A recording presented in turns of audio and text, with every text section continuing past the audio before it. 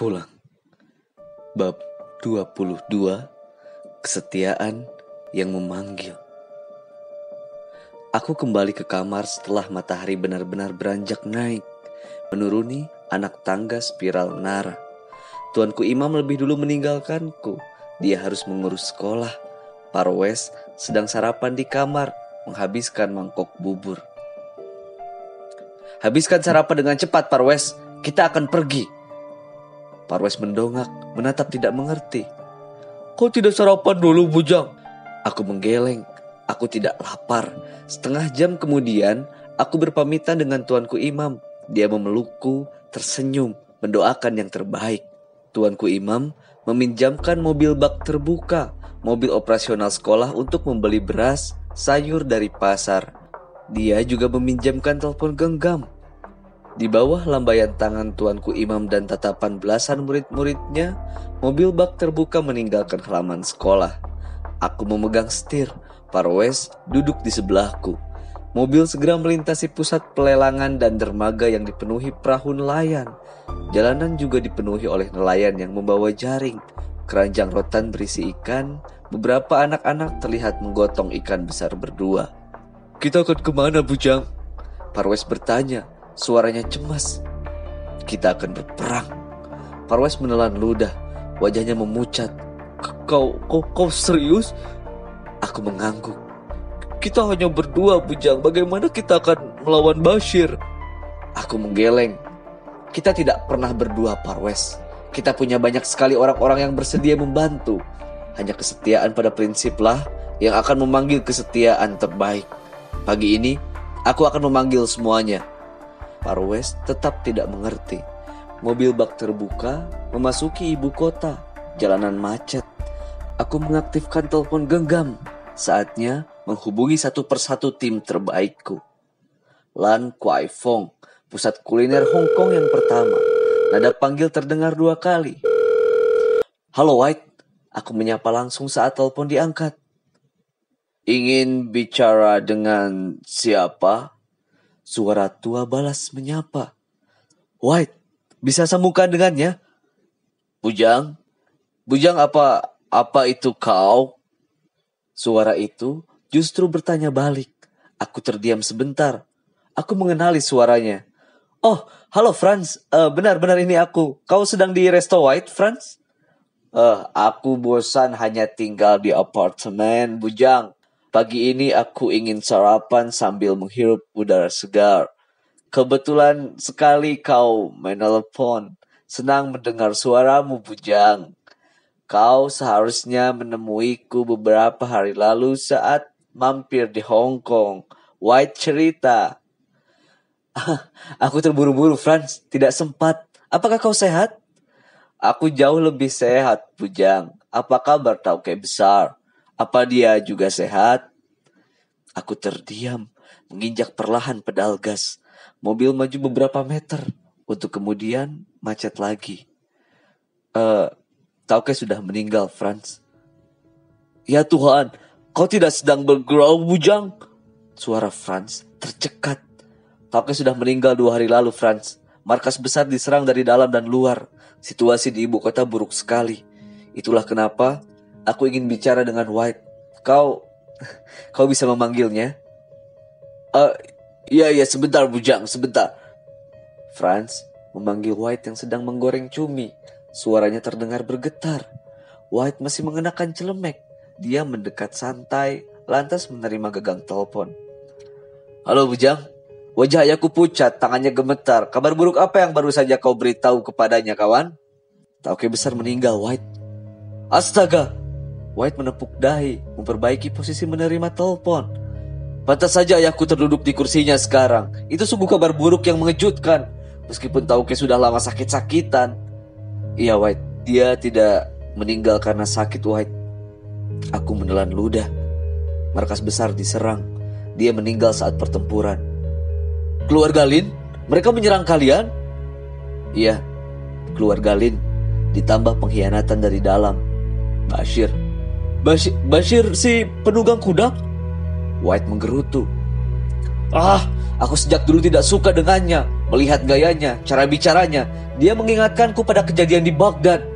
Bagaimana kabarmu Bujang? Apa yang bisa kulakukan? Aku sedang bersembunyi sekarang, menyusun rencana. Aku membutuhkan bantuanmu, White. Kau harus segera ke ibu kota siang ini juga. Bawa seluruh senjata dan amunisi yang kau punya. Juga panggil teman-temanmu mantan marinir yang masih aktif menerima misi berbahaya. Berapapun yang bisa kau bawa, mereka akan dibayar mahal. Edwin akan menyiapkan rencana perjalanan dari Hong Kong dan tempat-tempat lain untuk dijemput. Ini gila Bujang, ini gila. Kau ingin aku berperang? Kau harus pergi berperang, White. Franz yang menjawabnya dengan suara masih bergetar dari atas kursi dorong. Bujang memanggil kesetiaan keluarga kita. Kau bantu dia dengan nyawa sekalipun. Jika aku masih sehat, aku sendiri yang ikut pergi memanggul senapan. Tentu saja aku akan membantu, Ayah. White menggaruk kepala, sedikit kikuk. Aku hanya sedang berbahasa-basi bicara dengan Bujang. Itu hanya gaya bahasa marinir, biar terdengar keren. Aku tertawa di seberang telepon. Segera White, kau siapkan pasukanmu. Malam ini, semua orang harus berkumpul di ibu kota. Semakin lama kita menundanya, Bashir dan putra tertua keluarga Lin semakin kuat. Mereka akan terus mengkonsolidasi kekuatan. Ayah Ibu Jang. Aku memutus sambungan telepon. White meletakkan gagang telepon. Dia berteriak memanggil koki dan pelayan restonya. Dia bilang harus segera pergi. Franz si Amerika menghela nafas panjang. Wajahnya terlihat sedih. Kabar kematian tauke besar membuatnya terpukul. Mobil bak terbuka terus melewati jalanan macet. Aku menekan pedal gas, maju beberapa meter. Parwes mengelap leher yang berkeringat. Tidak ada pendingin di mobil. Udara ibu kota terasa pengap. Kita akan kemana sekarang, Bujang? Parwes bertanya setelah aku meletakkan telepon. Pelabuhan ibu kota. Bukankah itu tempat yang sudah dikuasai Bashir? Aku menggeleng. Bashir tidak akan pernah menguasai pelabuhan. Seluruh letnan dan tukang pukul yang berada di sana direkrut oleh Kopong. Mereka setia pada Kopong dan tauke besar. Kita akan menuju ke sana, Parwes, untuk menyusun kekuatan. Bashir akan tahu lokasi kita, Bujang. Parwes terlihat cemas. Ya, memang itu yang kuinginkan. Kita tidak akan pernah menyerang dengan cara pengecut seperti yang Bashir lakukan. Kita akan menyerang secara terbuka. Aku justru akan mengirim pesan kapan serangan itu dilakukan. Aku punya rencana, Parwes. Kau tidak perlu khawatir. Kita masih punya kesempatan menguasai kembali keluarga Tong. Parwes terdiam. Dia akhirnya mengangguk. 1 jam menembus macet. Pukul 11 siang kami tiba di pelabuhan ibu kota. 4 tukang pukul yang mengenakan ikat kepala dengan simbol huruf Arab menjaga gerbang pelabuhan terkejut melihatku di balik setir. Mereka menelan ludah menghentikan gerakan tangan yang hendak mencabut senjata tajam di pinggang. Aku ingin bicara dengan letnan kalian. Aku menatap mereka datar. 2 orang tukang pukul berlari masuk memanggil. Halo Togar, wajahmu membeku. Kau seperti melihat orang yang hidup kembali. Aku menyapa letnan tukang pukul yang keluar. Nama letnan itu adalah Togar. Usianya 35. Dia satu generasi denganku. Direkrut Kopong di kota provinsi dulu. Hanya berjarak 2 minggu setelahku. Togar juga salah satu letnan terbaik keluarga Tong. Dia sama seperti Johnny, lebih dekat denganku dibanding Bashir. Alamak, si babi hutan, kau masih hidup? Aku mengangguk. Sesehat yang kau lihat, Togar. Bashir bilang kau telah tewas di makam tauke besar, juga Parwes. Togar gemas melepas ikat kepala dengan simbol huruf Arab, melemparnya ke tanah. Maafkan aku si babi hutan. Kami tidak tahu kau masih hidup. Kami tidak akan pernah mendukung Bashir dan Brigade Tong jika tahu kau masih hidup. Lebih baik mati melawan mereka.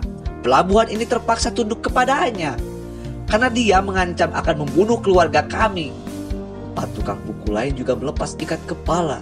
Salah satu dari mereka bahkan menginjaknya. Aku tersenyum. Aku membutuhkan pelabuhan sebagai markas sementara, Togar. Kau pastikan semua dalam kendalimu. Aku akan menyusun kekuatan di sini. Hubungi letnan dan tukang pukul yang bersembunyi. Kumpulkan sebanyak mungkin. Malam ini kita akan membalas Bashir. Kita akan pergi berperang. Togar mengepalkan tangannya. Wajahnya penuh semangat. Tukang pukul juga mengangguk-ngangguk. Terlihat sekali jika mereka 2 hari terakhir ini ditekan oleh Bashir. Gerbang pelabuhan dibuka tukang pukul. Mobil bak terbuka melintas, melewati tumpukan kontainer. Bidak pertama kita melangkah mulus, Parwes. Kita telah menguasai pelabuhan tanpa sebutir peluru pun.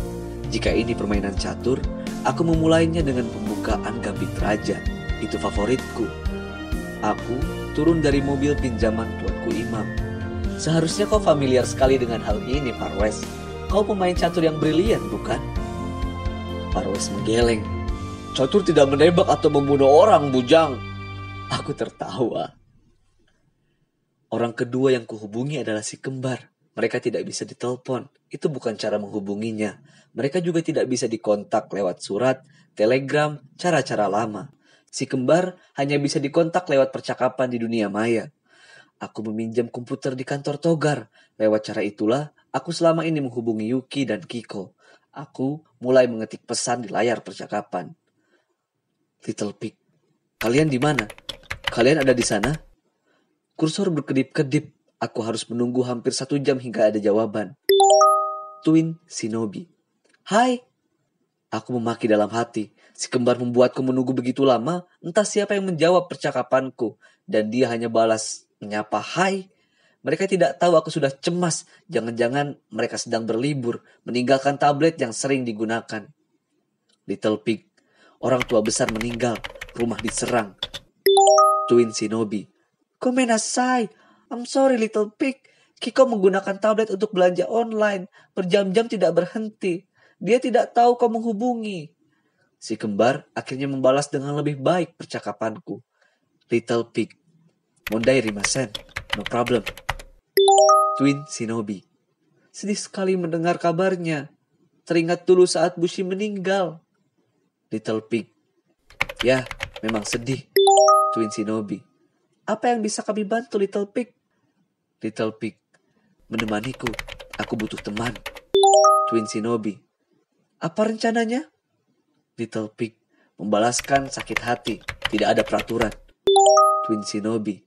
Siapa tuan rumahnya? Little Pig. Si pengkhianat dan anak si pemarah di kota Makau. Twin Shinobi.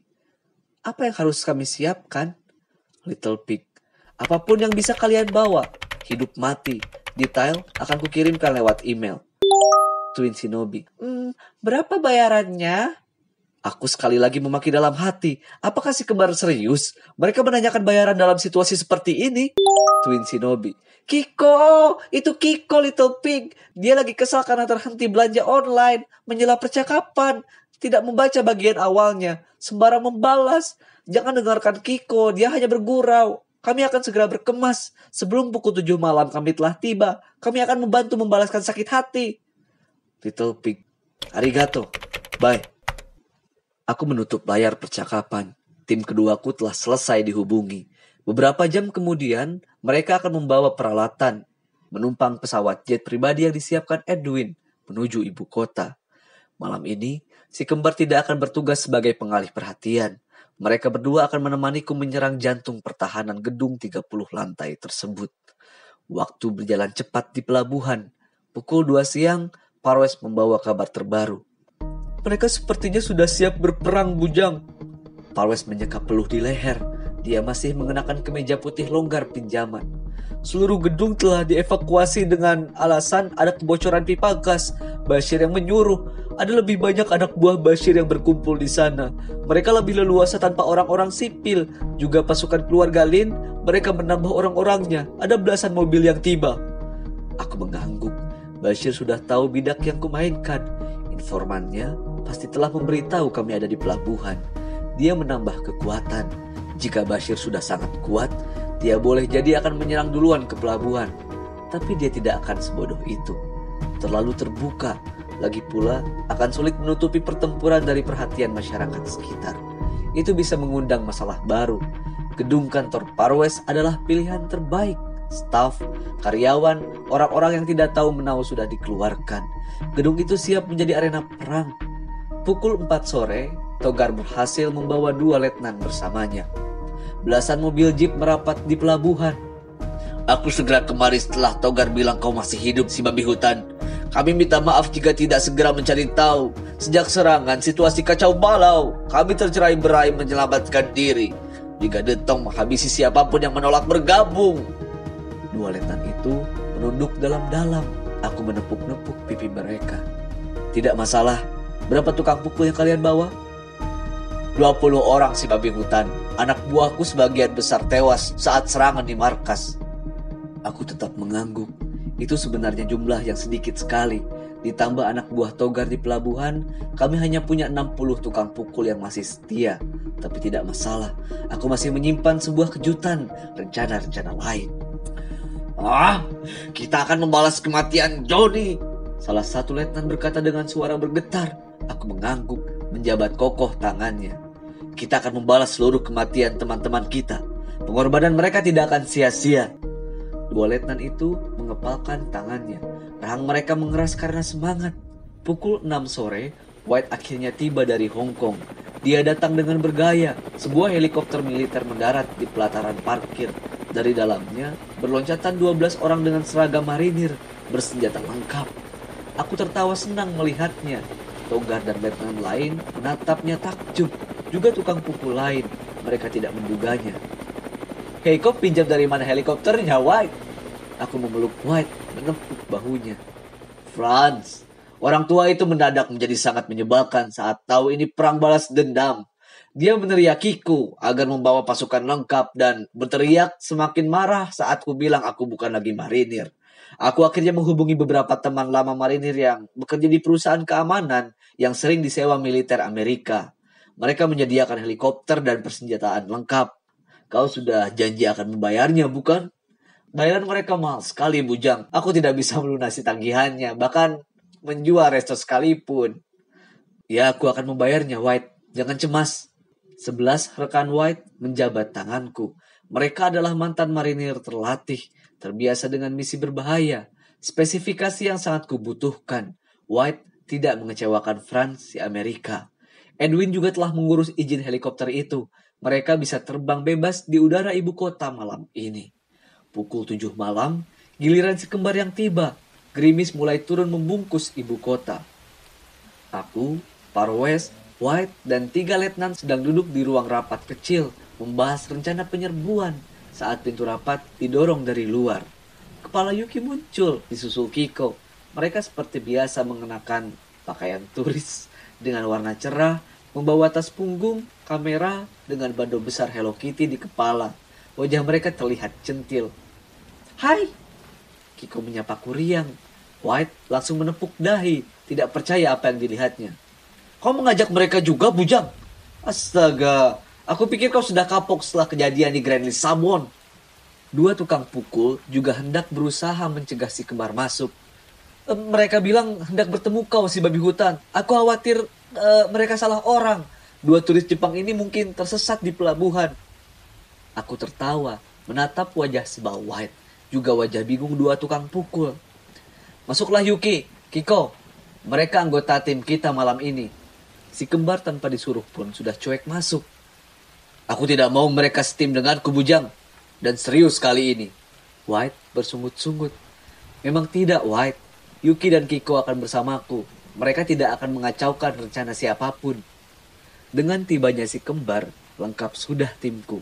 Setengah jam, kami membahas serius strategi penyerangan, menggunakan miniatur gedung kantor Parwes. Rencana perang malam ini sangat sederhana. Gedung itu 30 lantai, berada di jalan protokol ibu kota. Sisi kiri gedung itu dengan jarak 50 meter adalah gedung perkantoran 29 lantai milik perusahaan tambang, hampir setara tingginya. Sisi kanannya adalah kantor perbankan milik pemerintah. Di bagian belakang kosong, lahan parkiran. 20 lantai pertama kantor Parwes adalah area perkantoran biasa. Semua orang bisa masuk sepanjang memiliki akses yang diberikan resepsionis di lobi gedung.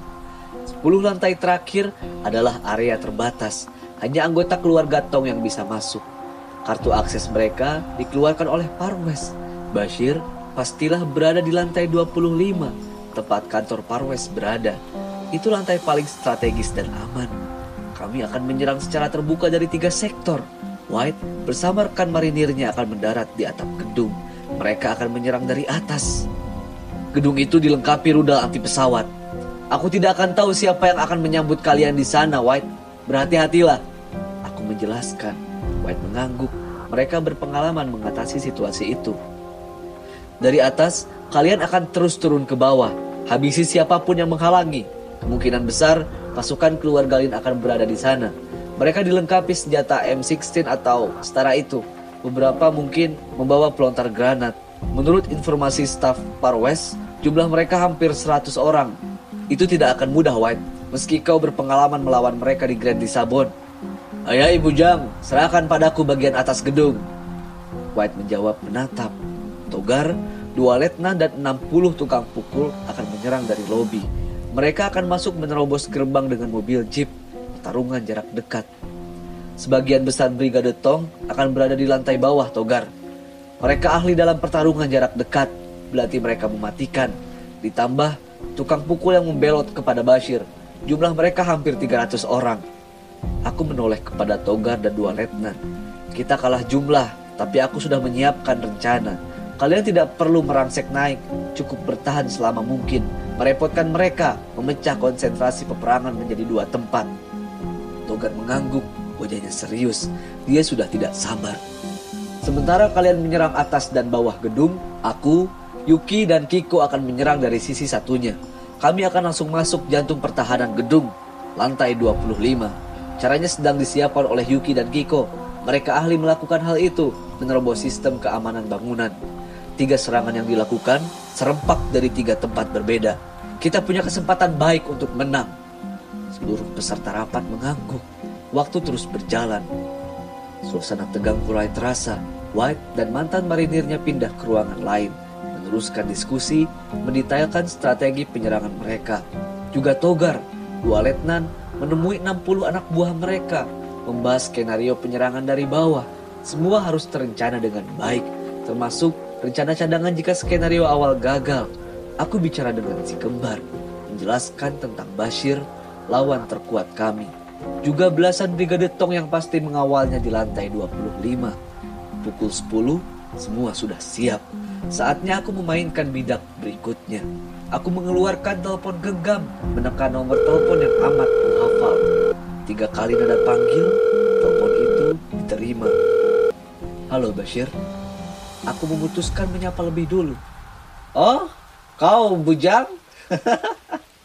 Bashir berseru, kemudian tertawa. Aku pikir kau sudah lari entah kemana, Bujang. Kejutan besar saat mendengar kabar kau sedang mengumpulkan orang-orang di pelabuhan. Aku tidak lari, Bashir. Dan aku belum mati. Seperti yang kau umumkan ke tukang pukul Tauke agar mereka membelot. Aku menjawab dingin. Tidak ada lagi tukang pukul Tauke, Bujang. Mereka adalah tukang pukul Bashir sekarang. Akulah kepala keluarga Tong. Kau tidak bisa mendapatkan kesetiaan dengan menakut-nakuti, Bashir. Dan kau jelas tidak akan pernah bisa menjadi kepala keluarga Tong dengan cara intimidasi. Oh ya? Lantas dengan apa kau memperoleh kesetiaan, ha? Cerita sentimental? Hubungan emosional? Aku tahu kau punya banyak penggemar rahasia di luar sana, Bujang. Sepanjang hari kau sibuk mengumpulkan mereka untuk menyerangku, bukan? Tapi bagaimana kau akan melakukannya, ha? Kau sendiri yang pernah bilang, gedung kantor Far West tidak bisa ditembus tank atau pesawat tempur sekalipun. Kau tidak tahu semua rahasia keluarga Tong, Bashir. 2 hari lalu, kau bahkan hanya bisa berteriak marah saat ranjang Tauke menghilang di balik lorong bawah tanah, bukan? Aku tertawa kecil, meniru cara Bashir. Lantas bagaimana kau yakin sekali gedung kantor Far West tidak memiliki celah yang hanya aku dan Kopong yang tahu? Aku justru berterima kasih kau memilih tempat itu, Bashir. Memudahkanku menyusun rencana. Omong kosong. Kau tetap tidak akan bisa menang, Bujang. Kalaupun kau bisa menembus gedung ini, lantas dengan apa kau akan mengalahkanku, ha? Aku lebih cepat, lebih kuat. Suara Bashir terdengar mengejek. Aku menghela nafas samar. Si kembar ikut mendengar percakapan. Aku akan mengalahkanmu, Bashir. Kau bersiaplah. Aku tidak akan menyerang dengan cara pengecut seorang pengkhianat. Aku akan menggunakan cara Tauke, menyerang secara terbuka. Kau membuat malu kesatria penunggang kuda dengan menikam dari belakang. Malam ini, lewat tengah malam, kami akan tiba di gedung itu. Bashir hendak berteriak. Dia tidak terima disebut cara pengecut dan membuat malu. Tapi aku sudah memutus sambungan, meletakkan telepon genggam di meja. Hujan gerimis terus turun membungkus ibu kota. Aku merebahkan punggung di kursi, memejamkan mata sejenak, berusaha mengendalikan nafasku yang mulai kencang. Jantungku berdetak tidak terkendali. Apakah aku takut saat ini?